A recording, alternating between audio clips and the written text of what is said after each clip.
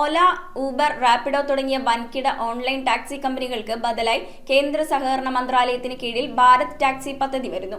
കേന്ദ്ര ആഭ്യന്തര സഹകരണ മന്ത്രി അമിത് ഷായുടെ മേൽനോട്ടത്തിൽ സഹകരണ സംഘങ്ങൾ വഴിയാണ് ഈ സേവനം നടപ്പിലാക്കുന്നത്.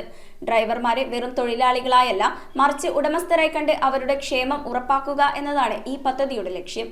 ടാക്സി ഡ്രൈവർമാരെ ഉടമസ്ഥാവകാശമുള്ള പങ്കാളികളാക്കി മാറ്റിക്കൊണ്ട് ഭാരത് ടാക്സി എന്ന പുതിയ സംരംഭം കേന്ദ്ര സർക്കാർ അവതരിപ്പിച്ചു. ഡ്രൈവർമാരെ വെറും തൊഴിലാളികളായല്ല, മറിച്ച് ലാഭവിഹിതമുള്ള പങ്കാളികളായി കാണുന്നുവെന്നതാണ് പദ്ധതിയുടെ ഏറ്റവും വലിയ സവിശേഷത. സ്വകാര്യ കമ്പനികൾക്ക് പകരം ഡ്രൈവർമാരുടെ സഹകരണ സംഘങ്ങൾ വഴിയാണ് ഭാരത് ടാക്സി പ്രവർത്തിക്കുക. ഡ്രൈവർമാർക്കും അവരുടെ കുടുംബാംഗങ്ങൾക്കും ഇൻഷുറൻസ്, പെൻഷൻ, കുറഞ്ഞ പലിശയിൽ വാഹന വായ്പ എന്നിവയും ഈ പദ്ധതിയിലൂടെ ഉറപ്പാക്കുന്നുണ്ട്. ഡൽഹി, NCR, അഹമ്മദാബാദ്, രാജ്കോട്ട് എന്നിവിടങ്ങളിലാണ് ആദ്യഘട്ടത്തിൽ സേവനം.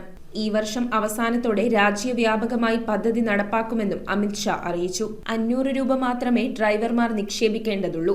ഡ്രൈവർമാർ കമ്പനിക്ക് വേണ്ടി പ്രവർത്തിക്കുക മാത്രമല്ല, അത് സ്വന്തമാക്കുക കൂടി ചെയ്യുമെന്ന തത്വത്തിലാണ് പ്ലാറ്റ്ഫോം നിർമ്മിച്ചിരിക്കുന്നതെന്ന് ഡൽഹി, NCR, ഗുജറാത്ത് എന്നിവിടങ്ങളിലെ ഡ്രൈവർമാരുമായി സംവദിക്കുന്നതിനിടെ ആഭ്യന്തരമന്ത്രി വ്യക്തമാക്കി. News desk, metro 7. റിങ്ങുകൾ 1 ഗ്രാമിൽ തുടങ്ങുന്ന മാലകൾ, നെക്ലസുകൾ 9,000 രൂപ മുതൽ ഡയമണ്ട് നെക്ലസുകൾ 1 ലക്ഷം മുതൽ ആരംഭിക്കുന്ന വെഡിംഗ് സെറ്റുകൾ.